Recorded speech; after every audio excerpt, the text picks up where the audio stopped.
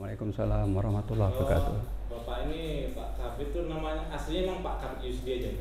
Iya, ya, Kabit Pak, Yusdi. Bapak tuh memang lahir di Stabat Lama ini asli? Saya lahir di Gohor Lama Tahun berapa tuh? tahun 1946. Jadi Bapak dulu pernah jadi kepala desa di Stabat Lama Pak ya? Iya, jadi dari tahun 1986, periode pertama 1986 sampai 1994, dan periode kedua 95-2003. Berarti berapa tahun Pak ya? Dua periode. Ya, 16 tahun lah, dua periode. Jadi sedikit banyaknya Bapak tuh pasti tahu lah sejarah tentang Stabat Lama Pak. Ya, tentang sejarahnya ini karena waktu itu ada juga peninggalan dari mantan kepala desa yang saya gantikan. Itu dulunya ada susunan biodata desa lah gitu kira-kira dulu. Namanya buku kuning dibilangkan pada waktu itu. Jadi disitulah saya baca-baca isinya bahwasanya tentang masalah desa Stabat Lama, asal mulanya gitu ya. Jadi asal mulanya Stabat Lama ini berdiri tahun berapa? Ya kalau tahunnya saya nggak tahu persis ya, sebetulnya karena ini sejak masa Sultan Langkat dulu sudah sebagai penguasa di Langkat ini, barangkali ya saya setahunya saya Tengku Abdul Hamid. Itu sebagai kepala desa. Nah itulah yang saya, tapi mungkin sebelum Tengku Abdul Hamid mungkin ada, itu kurang begitu mengetahui saya karena saya kan juga di desa Stabat Lama ini kan tahun 1950. Nah, itu kami kan pindah dari perkebunan Gohor Lama karena kakek pensiun dari kebun kan, jadi saya diajak sama kakek di desa Stabat Lama ini di dusun Jawa. Nah itu. Jadi setahu Bapak, ya Stabat Lama itu apakah memang dari awal sudah digunakan kata Stabat Lama itu, atau sejak kapan dimulai digunakan kata Stabat Lama? Kalau saya membaca dari buku yang disusun oleh Kepala Desa Tengku Mahmudin Hamid itu, tentunya ya saya kurang begitu persis tahu ya, karena masalahnya mulanya desa ini terjadi itu kan memang masih zaman Belanda. Nah, cuman yang saya kenal itu hanya Tengku Abdul Hamid itulah yang jadi kepala desa itu serta pengetahuan saya, karena saya dari kecil pun tahunya saya Tengku Hamid itu aja. Kalau sebelumnya itu nggak tahu tahun berapa mulai desa Stabat Lama ini ada, ya mungkin di masih zaman penjajahan lah, masa Sultan Langkat dulu yang berkuasa kan. Nah, itu. Jadi dulu yang termasuk bagian dari Stabat Lama ini dari mana ke mana ya? Sebetulnya Stabat Lama ini dulu mula-mulanya itu yang ada itu di Kampung Rami. Kampung Rami yang sekarang Dusun Ampera, di tepian Sungai Wampu, sebelah kalau arah dari Kuala itu sebelah kanan. Nah, itu makanya dinamakan Desa Stabat Lama. Dulunya nih Stabat Lama ini ya memang mulanya Stabat itu jadinya. Nah, jadi ada kota Stabat itu kan sana Stabat Baru. Jadi kalau pada masa Bapak memerintah itu kan Stabat Lama itu kan luas ya? Luas, perbatasannya dari Sungai Wampu, terus sebelah barat sana dengan Sungai Busilam. Nah, kalau sebelah utaranya itu dengan Kecamatan Hine, Desa Sukajadi dan Pairengas. Kalau sebelah selatan itu dengan Desa Bingi. Jadi apakah memang semenjak Bapak memerintah wilayahnya luas begitu, atau pada masa kepala desa sebelumnya juga sudah seluas itu? Iya, dari mulai Tengku Hamid ya sampai Payakasih itulah dulunya. Nah, sampai dengan Tengku Mahmudin Hamid ya sampai segitu ya, sampai saya jadi kepala desa ya dari mulai batas Sungai Wampu, dari mulai Dusun Ampera 1, Ampera 2 sampai Tanjung, sampai dengan Pasar Batu, Pasar 1, berdikari, Dondong Barat, Dondong Timur, sampai dengan Baru Jaya, Dusun Jawa, Pasar Satu, Sidoarjo, sana ada Bukit Batu, Sidodadi, Sumber Mulyo, sampai Bukit Gantung, Payarda 1, 2, 3, Payakase, Lumpur. Apa loh Pak ya? Ya namanya udah pernah kita kuasai kan. Kecamatan apa dulu itu tadi Pak? Kalau kecamatan ini setelah Desa Sahabat Lama ini dimekarkan tahun 19 waktu Bapak memerintah itu kecamatannya kecamatan apa? Kecamatan Stabat. Kita masih masuk Kecamatan Stabat. Jadi belum kecamatan? Belum Kecamatan Wampu. Kecamatan Wampu ini kan sesudah pemekaran Desa Stabat Lama, karena desanya sudah bertambah, maka kami mengusulkan supaya seberang Sungai Wampu ini sampai dengan Busilem sana supaya dimekarkan menjadi Kecamatan Wampu. Tahun berapa tuh Pak? Kalau kami usulkan pada waktu itu tahun 2000-an lah gitu. 99 kami usulkan, 98 sudah kami usulkan ini untuk jadi pemekaran kecamatan. Karena desa kami ini definitifnya waktu dimekarkan dari Setapak Nama Barat dengan Sumber Mulia itu tahun 1997. Jadi 97 itu masih lama tuh dimekarkan tiga desa. Desa apa aja? Desa itu Setapak Lama Barat, Setapak Lama Induk, Sumber Mulyo. Sumber Mulyo itu tadi yang dari mulai Sidodadi, Sumber Mulyo, Bukit Gantung, Lumpur, Payarda 1, 2, 3, Payakase. Itu satu desa. Jadi dulu usulan pemekaran itu diajukan oleh masyarakat atau kelompok aja? Itu memang kami minta, kami pihak pemerintahan desa meminta supaya dimekarkan, karena kami sebagai kepala desa pada waktu itu kan sangat berat sekali. Beratnya karena pertama luas, penduduknya juga hampir 20.000 jiwa. 20.000 jiwa? Ya, jadi waktu itu kalau sebagai kepala kakaknya itu ada hampir 9.000 kakak. Ini dulu desa ada 21 dusun itu. Tahun berapa? 90? Itu dari mulai saya sebelum 1997 lah itu pemekaran apa itu definitif ya 97 itu 1997 definitifnya. Jadi periode pertama Bapak memerintah itu masih penuh luas, 21 dusun. Baru saya usulkan karena setiap kami mengadakan rapat evaluasi PBB, pajak, bangunan, bumi dan bangunan itu, kami kan terlalu ditekan oleh kepala daerah, bupati. Kenapa Desa Sahabat Lama tidak pernah mencapai target? Karena target Desa Sahabat Lama dulu pajaknya itu 24 juta lebih. Kenapa saya minta dimekarkan? Karena Desa Sahabat Lama ini dibandingkan dengan Kecamatan Hine dan Secanggang, Kecamatan Hine itu hanya 16 juta. Kecamatan Secanggang itu 19 juta, sedangkan Desa Sahabat Lama 24 juta. Tingkat desa 24 juta. Ya, itu tingkat desa 24 juta. Jadi kan di situ itulah saya minta, karena saya terus ditekan oleh kepala daerah pada itu bupati, ya supaya dimekarkan lah, supaya bupati apa tuh? waktu itu Pak Jul Firman Sregar. Pada awal pemekaran itu, jadi batas wilayah Setapak Lama itu dari mana ke mana aja dibatasinnya? Waktu pemekaran itu kalau Desa Setapak Lama Barat itu kan ada paret yang dekat almarhum Tengkumah itu, sampai namanya paret Gohor itu kalau di ini sana namanya. Itulah batas paret itu ke pinggir sungai. Itu Tengku Firman lah sekarang yang megang kan.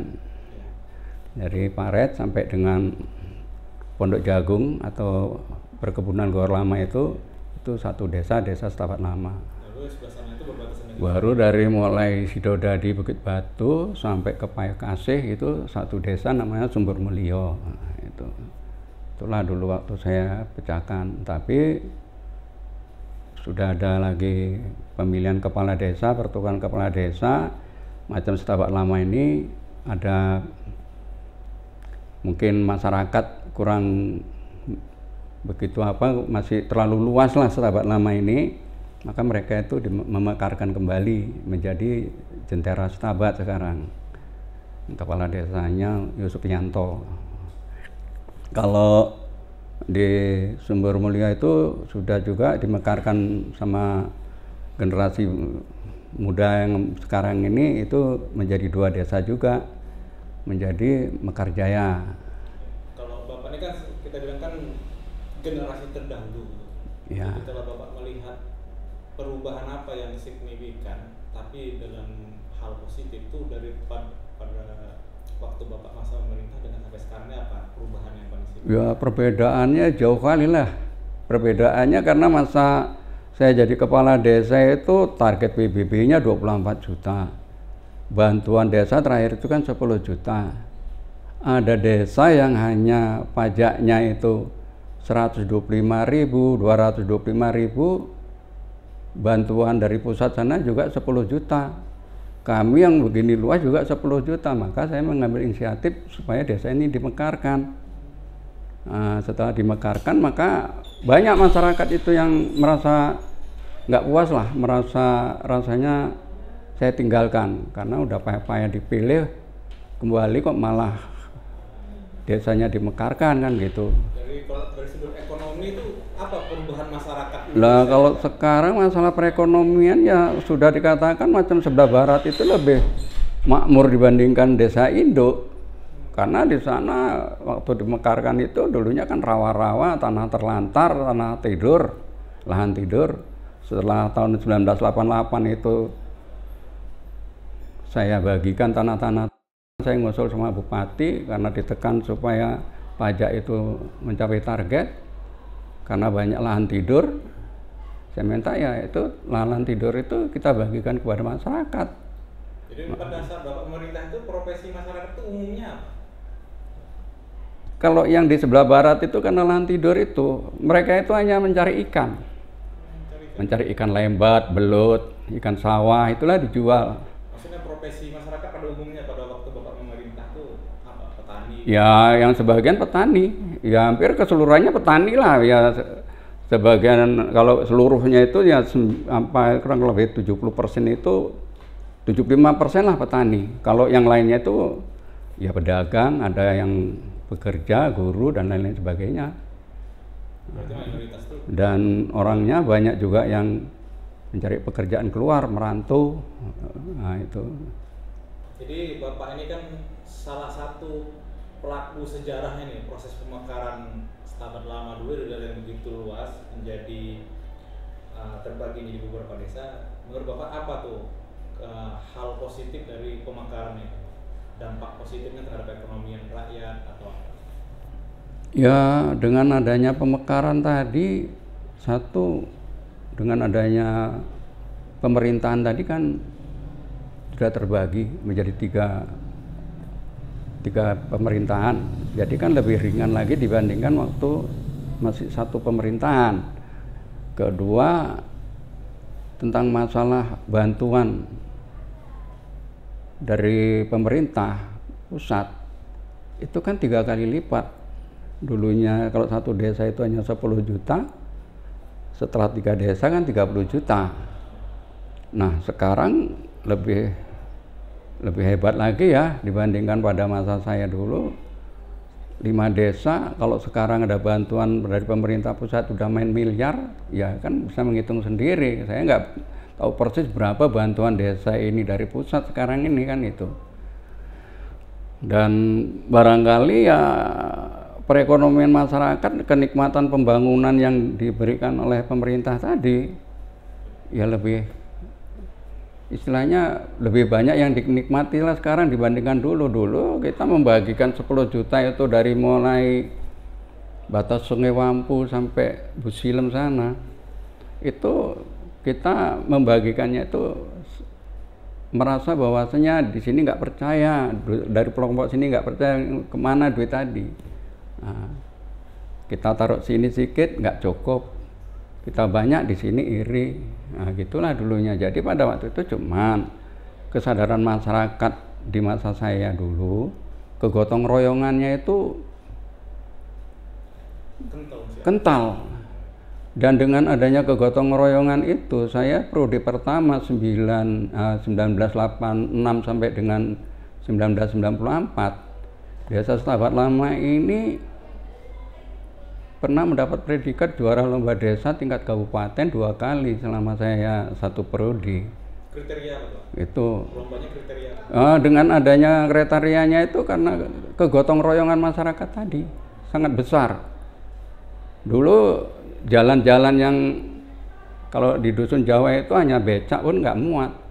Tapi setelah saya jadi kepala desa, saya lebarkan seluruh lorong-lorong dusun itu, jalan-jalan dusun itu saya lebarkan. Jadi pembangunannya itu signifikan. Jadi dengan adanya pembangunan itu bahkan sampai dengan gotong royong membuat tanggul di Payardas itu kami gotong royong kan dari Payardas itu, beteng Payardas itu sampai dengan jadi itu Bukit Payalumpur itu pernah kami gotong royong kan. Kalau sekarang ya itu memang kalau yang ada itu memang beteng buatan Belanda yang sekarang bikin jalan itu. Cuman dulu kami bikin beteng sendiri supaya mengurangi banjir di Payardas beteng itu. Nah, cuman ya itulah karena kesadaran masyarakat dulunya itu kegotong royongannya tinggi. Dan kalaupun ada uang Bangdes tadi mau bikin apa, ini semennya, ini umpamanya kalau mau bikin apalah ini uangnya segini, cukup enggak cukup. Yang lainnya itu kesadaran masyarakat, swadaya masyarakat. Nah itu kalau dulu. Jadi keuntungan itu kalau dulu itu luas wilayah yang ada dengan jumlah penduduk yang ada itu dapatnya 10 juta dulu. Iya. Setelah dimekarkan dengan wilayah yang sama dan jumlah penduduk yang sama dapatnya jadi 30 juta. Iya. Nah. Jadi benar-benar satu keuntungan. Iya, ya udah. Kalau menurut saya sekarang ya lebih untung sekarang lah, udah dibandingkan dulu saya pertamanya sebagai kepala desa itu. Saya periode pertama itu 450.000 uang Bangdes tadi sampai terakhir itu 10 juta. Jadi atas dasar itu juga Bapak tuh berinisiatif memekarkan itu. Iya, dari situlah satu karena pemungutan pajak tadi terlalu berat, tentang masalah pembangunan tadi lambat, jadi dengan adanya kita mekarkan ini kan dan yang dapat berlipat-lipat tadi itu kan bisa dinikmati oleh rakyat. Dan pada waktu itu memang saya diprotes oleh masyarakat pendukung saya yang di sebelah barat sana. Kenapa mesti dimekarkan, Pak? Bapak kami payah-payah pilih, kok tahu-tahu kami dipisahkan. Saya waktu itu yang mediasi juga lah, gini Pak, cobalah Bapak bayangkan 10 juta kita dari mulai Sungai Wampu sampai Sungai Busilem 10 juta. Kalau nanti kita mekarkan, kita sekarang 3 desa udah 30 juta Pak. Jadi dana ini kan segera dapat dinikmati oleh masyarakat. Dan masyarakat itu tidak curiga kepada kepala desa. Nah, karena nanti saya bikin di sini, di sana nggak percaya. Saya bikin di sini, di sana nggak percaya. Jadi sekarang kalau udah kita mekarkan ini kan udah saling memantau kan. Jadi kalau Bapak melihat yang desa yang ada sekarang itu masih perlu dimekarkan lagi atau tidak? Sekarang udah 5 desa kan. Ya. Masih perlu dimekarkan lagi. Nah, itu tinggal pemerintahan sekarang kita, karena peraturan pemekaran desa itu kan sebanyak-banyaknya, sedikit-sedikitnya desa itu berjumlah 500 KK. Sedangkan satu desa ini sekarang itu masih ada 1.500, ada yang 2.000 KK kan gitu. Itu tinggal tergantung dari pemerintah sekarang inilah, desa pemerintahan desa sekarang kalau mau dimekarkan itu hak mereka, kalau enggak ya enggak apa-apa. Jadi kan boleh kalau kita bilang Bapak ini kan sesepuh dari kepala-kepala desa dari 5 desa yang ada sekarang ini. Iya. Jadi apa pesan Bapak untuk kepala-kepala desa yang ada sekarang? Pesan harapan? Ya harapan saya ya mereka itu laksanakanlah tugas dengan cara baik-baik, dengan cara jujur, secara transparan. Janganlah istilahnya dana yang segitu banyaknya itu kurang bermanfaat. Nah, itu. Jadi setelah pun kita udah pisah dari kecamatan Setabat, kita udah punya kecamatan sendiri, kan itu lebih mudah terpantau oleh pemerintahan kecamatan kan gitu maksud saya. Jadi kalau sekarang ini ya saya nggak tahu ya bagaimana kawan-kawan yang di dalam sana, tapi saya itu selalu pantau ya macam dengan cara nggak langsung saya itu mantau dari desa yang pernah saya pegang ini. Ya alhamdulillah sampai sekarang ini belum ada lah cerita-cerita yang kurang gitu baik lah tanggapan dari masyarakat. Walaupun ada namanya air kan riak gelombangnya itu kan ada, tapi itu kan nggak seberapa ya, masih bisa terantisipasi lah gitu. Kalau menurut saya sih Bapak ini banyak jasanya untuk wilayah desa yang dulunya Setabat Lama. Kayaknya perlu juga nih dijadikan satu nama gang atau jalan ya. Itu tinggal tergantung orang sekarang nih lah, karena saya juga waktu mengusulkan supaya Kecamatan Wampu ini ada, karena termasuk kami penggeraknya, saya sebagai penggeraknya iya, karena pada waktu itu ya kasihan ya kawan-kawan yang di daerah Busilem, Bukit Dinding sana tuh, kepala desa yang jauh-jauh itu ke Setabat pagi-pagi kami apel tanggal 17 itu musim hujan nanti berlumpur. Tapi kalau sekarang kan istilahnya udah dekat, jadi nggak terlalu susah seperti dulu. Sekarang ibu kotanya Bingai, Pak? Iya, itu memang dulu kami mengusulkan ibu kota kecamatan ini ya di sini, Desa Setabat Lama, yaitu dulu itulah kebun sikit ini kan yang ada sawit sikit ini kanan kiri ini, dan dulu bekas pondok itu dulu saya minta supaya itulah sebagai kantor kecamatan, tapi karena mereka itu juga kepingin menghidupkan kembali nama Bingai, karena dulu kewedanaan Setabat ini dulunya di Bingi. Itu desa Bingi itu dulu, itu kan masih ada kan dulu kewedanaan di sana itu. Nah, dulu kami nggak ke Setabat, kalau umpamanya pun masa-masa Pak Cik saya dulu nikah nggak ke Setabat, nikahnya di Bingi gitu. Nah, gitu. Tahun berapa tuh Pak kewedanaan? Ya di tahun 50-an lah itu. Ya. Masih di situ kewedanaan? Saya ya masih 50-an. Pak Cik saya waktu tahun 53 nikah itu masih ke Bingi, kami dari dusun Jawa ini ke Bingi sana. Kan 50 kan berarti kan udah 5 tahun setelah merdeka kan? Iya.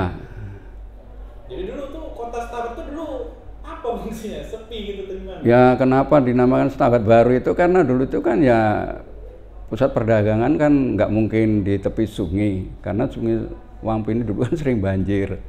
Mungkin ya karena bikinlah orang-orang yang pendatang-pendatang tadi bikin toko Cina tadi kan, ya orang-orang kaya dulu ya bikinlah itulah. Dulu kan satu baris itu aja ya, di depan itu. Kalau sebelahnya itu yang di Simpang 3 itu, belah sana itu kan pajak dulunya. Boleh diperjelas lagi Pak cerita soal Bingi tadi Pak? Ya sepengetahuan saya itu Bingi itu dulu pertamanya memang kewedanaan. Cuman karena perkembangan, karena adanya desa Setabat Baru ini tadi, maka kewedanaan ini pindah ke Setabat. Itu. Jadi makanya bikinlah Setabat ini, dulu kan kewedanaan bukan kecamatan namanya. Nah, setelah ada perubahan di masa sudah merdeka ini kan namanya kecamatan. Nah, makanya pindah ke Kecamatan Setabat, itu. Bingi menjadi desa. Itu. Dan itu sekitar tahun 50-an.